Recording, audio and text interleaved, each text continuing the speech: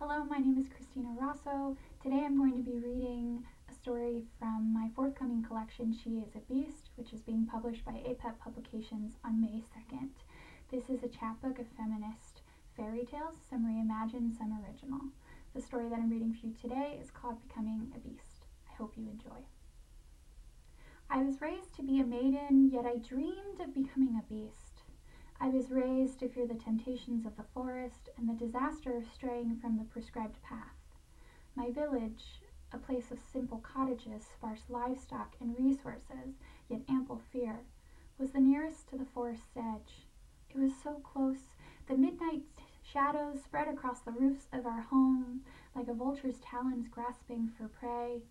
Every child was told to never leave the boundaries of our village, for the forest was a most unholy place, saturated in murder, theft, and depravity.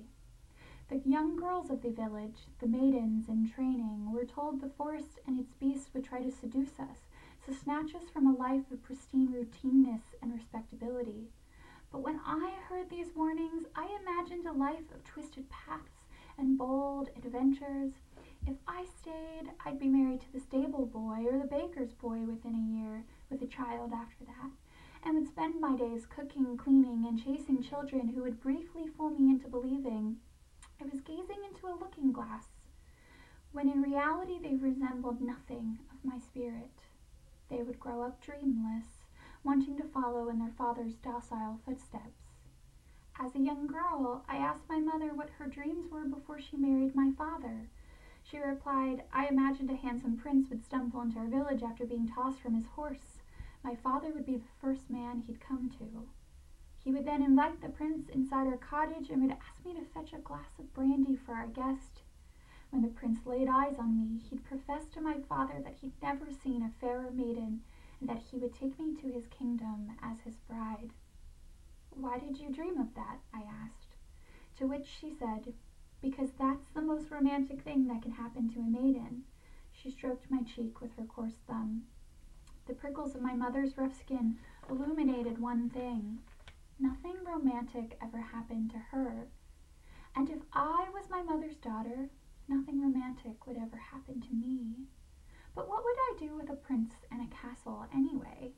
I was sure a prince would have similar expectations of a maiden as a stable boy or baker's boy. The expectations of men were all alike after all. The expectations of beasts, on the other hand, were a delicious mystery.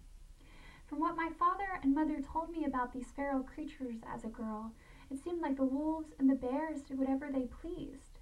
They indulged in their wildness, luring, trapping, and devouring everything desired. To me, they were magnificently powerful. I asked my father why we didn't venture into the forest and steal the land from the beasts. Didn't we want some of that power? To which he said, then we would be leaving the village, our home, at risk of invasion. But the wolves and bears come into the village whenever they please, pillaging our supplies and killing our people, I said. A beast has no loyalty, no home. He knows no boundaries, my father said. It's best to not fall into the trap of thinking of them as more than they are. And what are they, I asked. Savages, he said. I am no longer a young girl, and ever since the blood began last year, ever since I felt that hot, thick rush, I felt a change. I no longer want to be a beast in the forest. I must be one. I cannot be a maiden. I've grown too large for the confines of the tiny village. My bones feel like they're going to snap against the cage of respectability and routineness. My flesh is too smooth and lustrous to be hidden by the cloth trappings of man-made creed. If it does become rough and dull, it will not be from servitude to the specifications of mankind. It is time to go. The peach and mulberry dawn sweeps the village, shining a fire on the cottages, the livestock in their pens, and the translucent droplets cling to the blades of grass. Blood drips down my thighs, warm and sticky like sap. Vertical patches of brown stain the front of my nightgown as my bare feet press into the dew-covered earth. My mother warned me about leaving the cottage without shoes. It's not civilized to walk around like the pigs or sheep, she said. Maidens must be civilized. But I don't want to be a maiden, I wanted to say, but didn't dare. Each step brings me closer to the forest lips. I swear they're opening wider and wider in invitation. I look over my shoulder at the village, and then at the bare footsteps in the mud, the beginning of my evolution.